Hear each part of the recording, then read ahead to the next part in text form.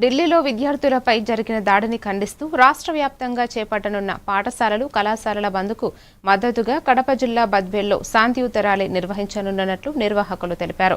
విద్యా హక్కు, భావ వ్యక్తీకరణ, స్వేచ్ఛ, రాజ్యాంగ విలువల పరిరక్షణ కోసం విద్యార్థులు, యువత, ప్రజాస్వామ్యవాదులు పెద్ద సంఖ్యలో పాల్గొనాలని పిలుపునిచ్చారు.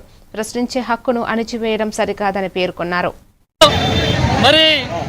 చాలా రోజులుగా శాంతియుతంగా చేస్తున్నటువంటి నిరవధిక నిరాహార దీక్షకు మద్దతుగా వేలాది మంది విద్యార్థులు, లక్షలాది మంది విద్యార్థులు కేంద్ర మంత్రి ధర్మేంద్ర ప్రధాన్ రాజీనామా చేయాలని పెద్ద ఎత్తున ఉద్యమం చేపడితే ఈ బీజేపీ ప్రభుత్వం చాలా అమానుషంగా, కర్కశంగా విద్యార్థులపై లాఠీ చార్జీ చేయించడం జరిగింది.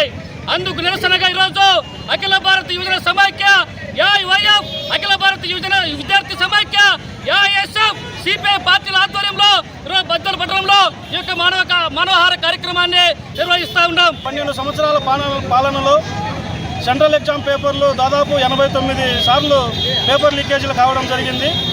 అందులో నీట్ ఎగ్జామ్ దాదాపు 23 లక్షల మంది విద్యార్థులు ఈరోజు నీట్ ఎగ్జామ్ రాస్తే దేశవ్యాప్తంగా నీట్ పేపర్ లీకేజ్ అయితే ఎక్కడా కూడా కేంద్ర ప్రభుత్వం కానీ కేంద్ర విద్యాశాఖ మంత్రి కానీ మాట్లాడిన పాపాన పోలేదు.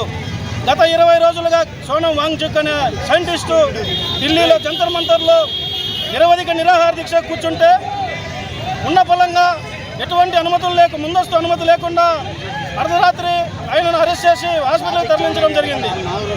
ఆయన 20వ తేదీ వరకు నేను బతుకుతాను, 20వ తేదీ దేశ యువత ప్రశ్నించండి అని చెప్పి ఒక పిలిపిస్తే దేశవ్యాప్తంగా లక్షలాది మంది యువత జంతర్ మంతర్లో పాల్గొంటే ఆ విద్యార్థులను పోలీసుల ముసుగులో ఆర్ఎస్ఎస్ గుండాలు, బీజేపీ కార్యకర్తలు వెంటబడి వారిని కొట్టి గాయపరిచి వారిని దాడి చేయడం జరిగింది. ఖచ్చితంగా విద్యార్థులకు న్యాయం చేసేంత వరకు భారత కమ్యూనిస్టు పార్టీ ప్రజా సంఘాలుగా ఉద్యమం. విజయనగరం జిల్లా శృంగవరపు